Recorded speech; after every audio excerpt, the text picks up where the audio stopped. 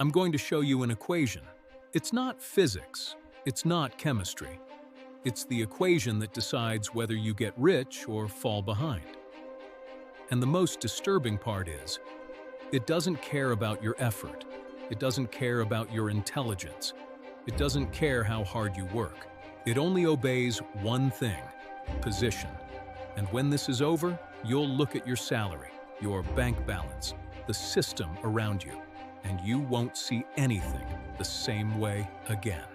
But before I reveal the core of this formula, I need to show you where it's hiding. Because it's not in self-help books. It's not in millionaire courses on Instagram. It's hidden inside an index most people can't even pronounce. The index is called the Gini coefficient. And it's basically a thermometer for inequality in a country. It goes from 0 to 1. 0 means everyone has exactly the same. 1 means a single person has everything, and everyone else has nothing. Brazil, around 0.52. Scandinavia, around 0.27. United States, around 0.41, and rising every year. But here's what no one tells you about this number.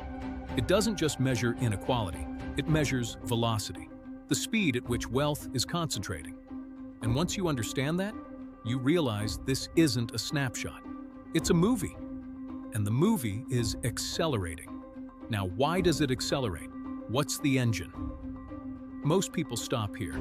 They blame greed, government, corruption. And yes, those things exist. But underneath all of that, there's a deeper force, a mathematical force. And it has a very simple name: compound interest. You've heard it called the eighth wonder of the world. Here's what it means in practice: $10,000 growing at 1% per month. In 10 years, not $22,000, not $30,000, $35,000. But who has $10,000 sitting idle today? And who has $10 million? $10 million, 1% per month for 10 years. $35 million. Do you see what happened? The person who started with 1,000 times more still has 1,000 times more. The gap didn't shrink.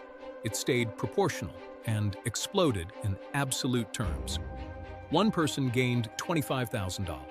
The other gained $25 million.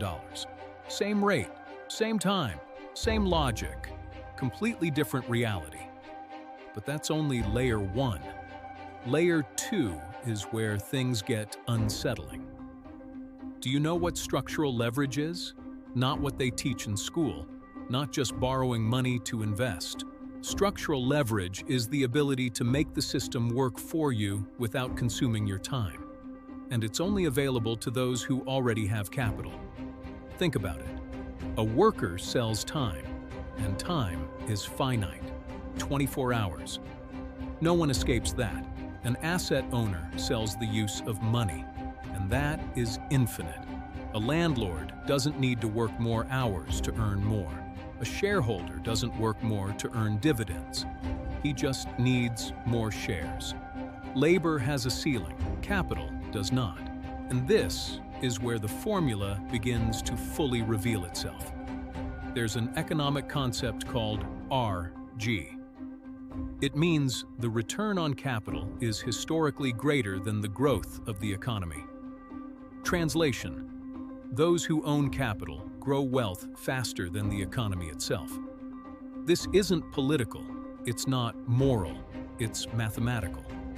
But there's a darker part, the moment where inequality becomes mathematically inevitable. Imagine someone. Let's call him Lucas.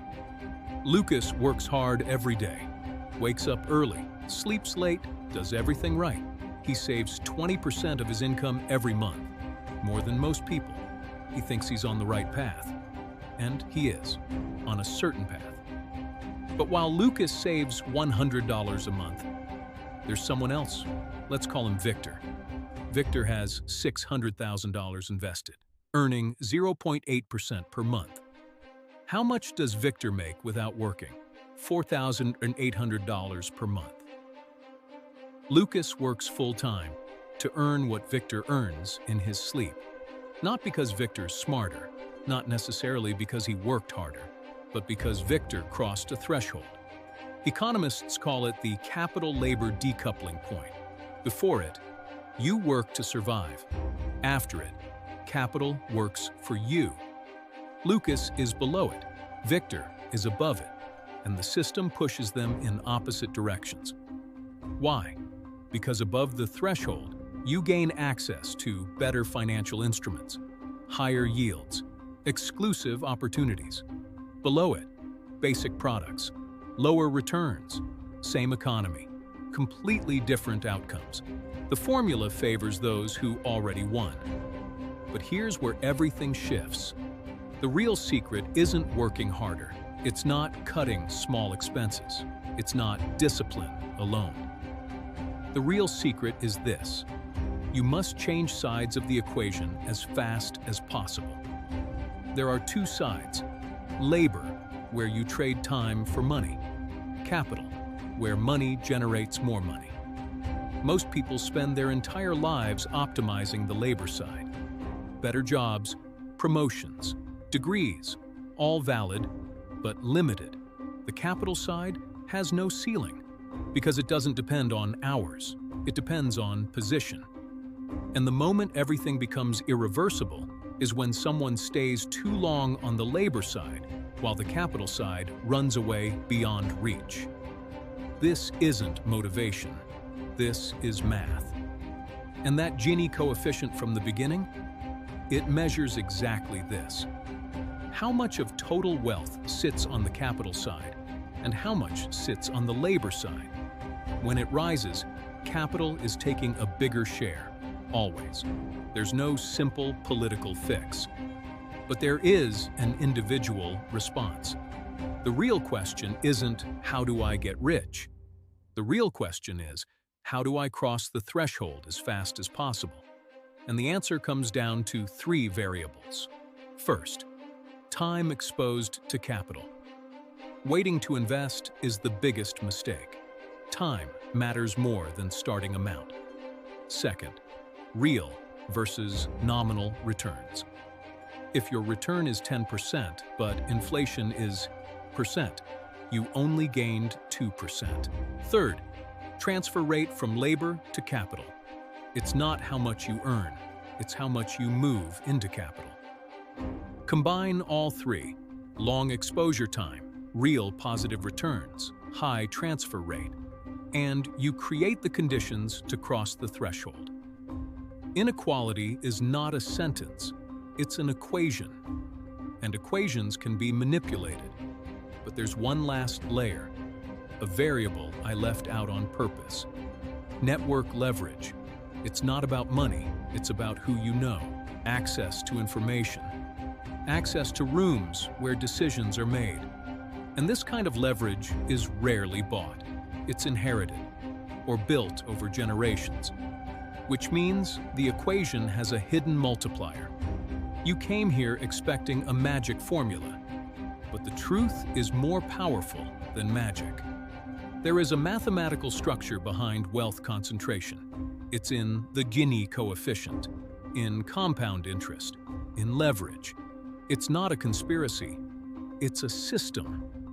And systems can be understood.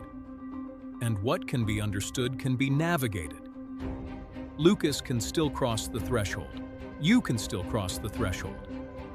But only if you stop optimizing the wrong variables. If something clicked for you, share this with someone who needs to see it. Because the greatest advantage you can have in a system like this is understanding how it works before it's too late.